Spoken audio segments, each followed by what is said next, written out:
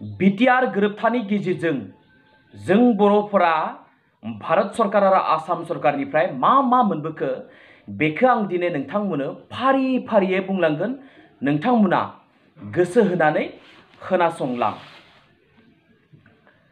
जे बे BTR गोरोबथानि सिगनेटरिया जाहैबाय दुलाराय बर' फरायसा आफाद आरो NDFनिफ्राय दुलाराय बर' फरायसा आफादनिफ्राय लरेन्स इस्लारि, प्रमोद बर', NDFनिफ्राय गबिन्द बसुमतारी, रन्जन दैमारी, बि सावरायगोरा आरो धीरेन बर' आरो उइटनेस हिसाबै दङमोन BTCनि बारग' चिफ हाग्रामा महिलारी, आसामनि फाइनेन्स मिनिस्टार हिमन्त बिश्व शर्मा, आसामनि चिफ मिनिस्टार सर्बानन्द सोनोवाल।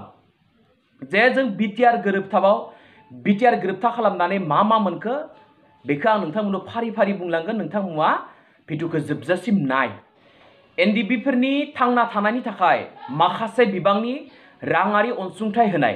दा जेरैबायदि आसाम सरकारा गोबां रोखोमनि अनसुंथाइ होयो, जेरैबायदि अमा फिसिनाय, दाउ फिसिनाय, ना फिसिनाय, अर्गेनिक हासारनि आबाद मावनाय, बेफोरबायदि खामानिफोरखौ मावलांनो थाखाय बिथांमोननो गोबां बिबांनि आसाम सरकारा रां मदद होगोन। जायगायावनो मोननो हानाय फुंखाफोरखौ गुदि हमनानै बेफार एबा भकेसनेल ट्रेनिं फोरोंनाय। जायफोर NDFनि केडार्सफोरा सोलोंथाइ दङ, नांगौ बायदि सोलोंथाइ दङ, बेफोर सोलोंथाइखौ नायनानै बिथांमोननो साकरि होनाय जागोन।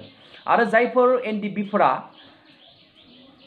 केस दङ, मायबा मोनसे दाय खामानि मावनायनि थाखाय बिथांमोना दिनै जेलाव दङ, बेफोरखौ भारत सरकार आरो आसाम सरकारा केस लानानै बिथांमोना बोखांनानै लागोन आरो जायफोर बिथांमोना दिनै जेलाव दङ बिथांमोनखौ उदां खालामनानै होगोन। बे जाबाय NDFनि केडारफोरनि थाखाय स्पेसियेल भारत सरकार आरो आसाम सरकारनिफ्राय मोननो गोनां खाबुफोर।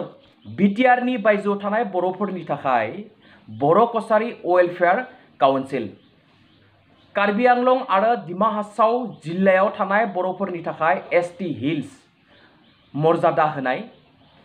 सिगाङो BTC सरकारा DC आरो SPफोरखौ ट्रेन्सफार खालामनो हानाय मोन्थाय गैयामोन, नाथाय दा नैबे BTR सुक्तियाव DC आरो SPफोरखौ ट्रेन्सफार खालामनो हानायनि मोन्थाय मोननाय जाबाय। आसामाव थानाय बर' बिजोंनि फरायसालिफोरनि थाखाय सेपारेट डाइरेक्टरेट मोनबाय। जे आसामनि अफिसफोराव बर' रावखौ एसोसिएट अफिसियेल लेंगुवेज हिसाबै बाहायनो हासिगोन। हा हुनि रैखाथि, ट्राइबेलफोरनि एबा बर'फोरनि हा हुनि रैखाथिया जासिगोन BTR सुक्तिनि गेजेरजों। डिफेन्स लाइनाव जोंनि बर' लाइमोनफोरनि बिबांखौ बांहोनो थाखाय आर्मी, पेरामिलिटारि फर्सेस आरो पुलिसफोराव गोबां बिबांनि लाइमोनफोरखौ साख्रियाव थिसननाय जागोन। BTR ओनसोलखौ जौगाहोनो थाखाय 1500 कौटि टाका मोनसे पेकेज होनाय जादों, बेखौ डेभेलप खालामनो थाखाय। बेफोर गासैबो BTR सुक्तिनि गेजेरजोंसो जानानै फैदों। बड'फा उपेन्द्रनाथ ब्रह्मनि मुङै क'क्राझार जिल्लानि थुलुंगाफुरियाव ए कालचारेल कमप्लेक्स काम सेन्टार अफ एक्सिलेन्स फसंनाय जागोन, जेराव आसाम आरो भारतनि गुबुन गुबुन रायजोआव थानाय बर'फोरनि राव, हारिमु, सिनायथि बायदिफोरनि रैखाथि आरो जौगानायनि थाखाय जों खामानि मावनो हागोन। बाक्सा जिल्लानि बरमायाव उपेन्द्रनाथ ब्रह्म सेन्ट्रेल इउनिभारसिटि फसंनाय जागोन। नेशनेल स्पर्ट्स इउनिभारसिटि फसंनाय जागोन। अदालगुरि, बाक्सा आरो चिराङाव स्पर्ट्स अथरिटि अफ इन्डियानि मिरुबादा फसंनाय जागोन।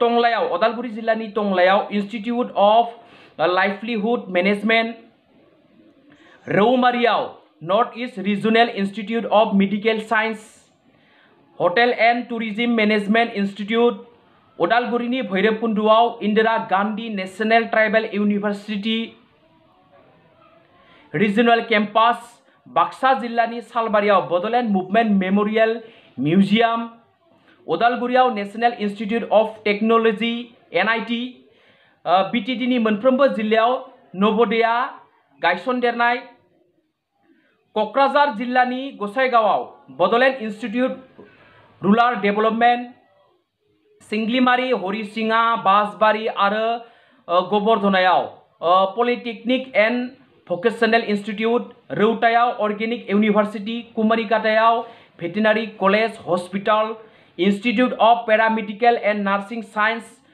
क'क्राझारनि मिउजिक एन्ड फाइन आर्ट्स कलेजखौ सरकारि खालामनाय बेथ' सरकारि जाबायानो Birsa Munda cultural complex Swami Vivekananda youth centre doctor Bhupen Hazarika memorial multipurpose cultural auditorium चिराङाव गरखा भवन भेरगावआव ट्राइबेल आर्ट गैलारि काम मिउजियामजों लोगोसे बड' आर्ट एन्ड कालचारेलनि सायाव खेराइसालि कुमारिघाटायाव बाथौ हारिमाफुरि गायसननाय जागोन। अब्ला जोङो गोबां बुस्थु मोनबोबाय आसाम सरकार आरो भारत सरकारनिफ्राय बेफोर इउनिभार्सिटिया जानायनि उनाव बेयाव सोर साकरि मोनगोन जोंनि ओनसोलनिनो बर' फिसा गासैबो जाति जनगोष्ठीनिबो साकरि मोनगोन। अब्ला बे मा गाज्रि जाखो जेब्ला बे इउनिभार्सिटिफोरखौ बानायगोन जेब्ला बे इन्स्टिट्यूटफोरखौ बानायगोन अब्ला बानायनायाव बेयाव गोबां बिबांनि खामानि मावग्रा नांगोन। अब्ला सोर खामानि मावनो मोनगोन जोंनि बर' फिसा जोंनि BTR ओनसोलाव थानाय रायजो राजा बिथांमोनानो बेयाव खामानि मावनानै गावनि थांना थानायखौ जोङो खालामना लानो हागोन। बे इउनिभार्सिटिफोराव बे इन्स्टिट्यूटफोराव बे इउनिभार्सिटिफोराव सोर फरायगोन जोंनि बर' फिसा जोंनि BTR ओनसोलनि जोंनि आसाम ओनसोलनि बर' फिसाफोरानो फरायगोन गुबुन गुबुन जाति जनगोष्ठीफोरनिफ्रायबो फरायगोन। अब्ला बे जों BTR सुक्तियाव मा मोनबोआखै भारत आरो आसाम सरकारनिफ्राय बेखौ दिनै गुबुन गुबुन मानसिफोरा जेबो गैया होननानै बुंदों नाथाय रायजोफोर बिथांमोननि बाथ्राखौ खोनासंनाङा नोंथांमोनाथ' खोनाजोबखाबाय मा दङ मा गैया आरो दंबावो आरो बुंबावगोन आं नोंथांमोना खोनासंजोब। BTTआव आरजाथाव दारिमिनारि सोलो आरो थांखि बाहायनाय इन्डास्ट्रियेल पलिसि थांनानै थानाय आरो आबादारि जौगानायखौ मदद होनो थाखाय थोजासे गोनां खाबुफोरजों लोगोसे फार्म मेसिनारि पार्क फसंनाय अर्गेनिक हर्टिकालचारेल पार्क माखासे थावनिफोराव एनिमेल फीड प्लान्ट्स फसंनाय BTDनि माखासे थावनिफोराव ना बिदै दैहोनाय फोरोंथाय होनाय आरो ना फिसिनाय मिरु फसंनाय जारागुरियाव जिबारि हासार दिहुनथाय मिरु फसंनाय माखासे मख'जाथाव थावनिफोराव इन्डिजिनियास फुड पार्क फसंनाय हेन्डिक्राफ्टि आखाइनि बिद्याखौ दिन्थिनो थाखाय गेदेर हाथाय खुलिनाय बीर सिलाराय रुरेल रिसार्च सेन्टार बेफोर गासैबो सेन्टारफोरखौ खुलिनायावथ' मानसि नांगोन ना अब्ला बै सेन्टारफोराव सोर खामानि मावगोन जोंनि बर' फिसाफोरानो जोंनि BTR ओनसोलनि मानसिफोरानो खामानि मावगोन। बेफोर गासैबो इन्स्टिट्यूटआ जाजोबनायनि उनाव गोबांनो साकरि मोनगोन गोबांनो खामानि मावनो मोनगोन आरो न'फोरखौ बानायबाय थानो खमायावनो जोंनि मानसिफोरानो बेयाव खामानि मावगोन। अब्ला जों बर'फोरा बेसेबां दावगालांगोन। बेफोरनि अनगायैबोथ' आर्मी पेरामिलिटारि फर्सेस पुलिसफोराव जोंनि बर' सुबुंफोरखौ साकरि होनाय जागोन। अब्ला जोंनि बर' फिसाफोरा बेसेबां डेभेलप जागोन। बे BTR सुक्तिखौ जाफुंहोनो थाखाय जोंनो मोनसेल'सो सरकारनि गोनांथि बे जाबाय UPPL। UPPLआ सरकाराव फैयोब्लासो बेफोर खामानिखौ मावफुंगोन। बेनिखायनो जोङो UPPLनो भट होनांगोन BPFनो जों भट होनो हानाय नङा। BPFआ बे BTR सुक्तिखौ सापर्ट खालामाखै। मानि थाखाय सापर्ट खालामाखै जोंबो मिथिया। बिथांमोना जानो हायो जोंनि बर' हारिनि जौगानायखौ लुबैया। बेफोर इउनिभार्सिटिया जायोब्ला बेफोर फसंथानफोरा जायोब्ला जोंनि बर' फिसाफोरानो साकरि मोनगोन फरायनो मोनगोन खामानि मोनगोन नाथाय बर' हारिनि जौगानायखौ बिथांमोना लुबैयाबो जानो हायो। बिथांमोना गावसोर सानफ्रोमबो धोनिनि लिस्टआव थानो लुबैयो गावसोर आजादिखौ लुबैयो मोजाङै गावनि जिउ खांनायखौ लुबैयो नाथाय बर' फिसाफोरा जे धोनि जानांगौ डेभेलप जालांनांगौ बेखौ लुबैया। बेनिखायनो BTR सुक्तियाव जेबो गैया होननानै बुंदों। रायजोफोराथ' नुबायानो मा दङ मा गैया। बेनि अनगायैबो बे BTR सुक्तियाव गोबां दंबावो।